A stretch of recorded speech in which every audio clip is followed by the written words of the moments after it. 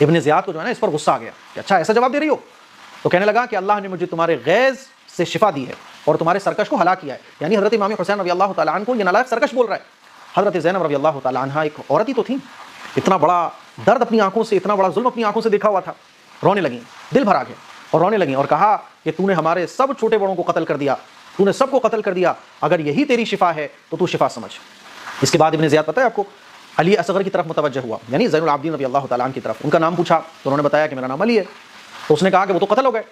تو زین العابدین رضی اللہ تعالیٰ عنہ نے کہا کہ وہ میرے بڑے بھائی تھے علی اکبر, ان کا نام بھی علی تھا. ابن زیاد نے حضرت زین العابدین کو بھی قتل کرنا چاہا یہ سن کر کہ اچھا تم کیسے باقی رہ گئے. تو اس پر جو ہے نا علی اصغر یعنی حضرت امام زین العابدین رضی اللہ تعالیٰ عنہ نے یہ کہا کہ میرے بعد ان عورتوں کی کون کفالت کرے گا, اگر تم مجھے بھی قتل کر دو گے تو یہ جو عورتیں بچی ہیں ان کی ذمہ داری کون اٹھائے گا. اور پھر حضرت زینب رضی اللہ تعالیٰ عنہ جو پھوپھی تھی امام زین العابدین کی, وہ ان کو لپٹ گئیں اور کہنے لگیں اے ابن زیاد کیا ابھی تک ہمارے خون سے تیری پیاس نہیں بجھی؟ میں تجھے خدا کی قسم دیتی ہوں اگر تو ان کو قتل کرے تو ہمیں بھی ان کے ساتھ ساتھ قتل کر دے, اگر تو امام زین العابدین کو قتل کرنا چاہ رہا ہے تو ہمیں بھی ساتھ میں قتل کر دے, اب بھی تیری پیاس نہیں بجھی.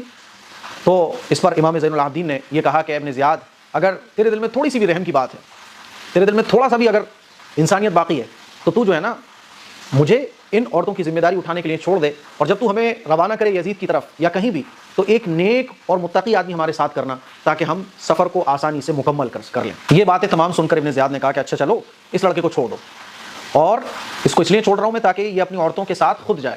ٹھیک ہے کوئی بات نہیں. اس کے بعد ابن زیاد نے ایک نماز کے بعد خطبہ دیا مسجد میں, اور اس خطبے میں اس نے حضرت حسین رضی اللہ تعالیٰ عنہ, حضرت علی رضی اللہ تعالیٰ عنہ کے بارے میں بہت غلط سلط باتیں بولی.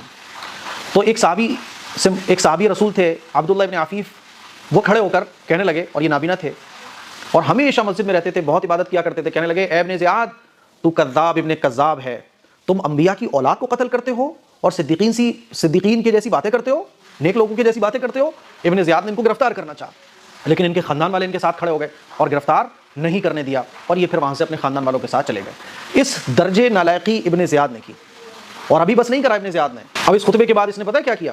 خطبے کے بعد اس نے, جس میں حضرت امام حسین, حضرت علی رضی اللہ تعالیٰ عنہ کو برا بلا کہا اور اپنی بات کو صحیح کرنے کے لیے دنیا بھر کی باتیں کہیں, اس کے بعد پھر اس نے لکڑی کی ایک چیز منگوائی اور اس پر حضرت حسین رضی اللہ تعالیٰ عنہ کا مبارک سر رکھا, دیگر ساتھیوں کا سر رکھا, اور حضرت حسین رضی اللہ تعالیٰ عنہ کی عورتوں کو پورے بازار میں چکر لگوایا, رسوا کیا, ذلیل کیا, اور کوفہ کے جو بازار تھے, گلیاں تھیں, سب طرف ان کو گھموایا وہ سر لے کے.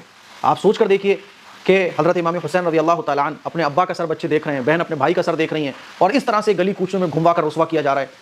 ظلم کی انتہا ہو گئی.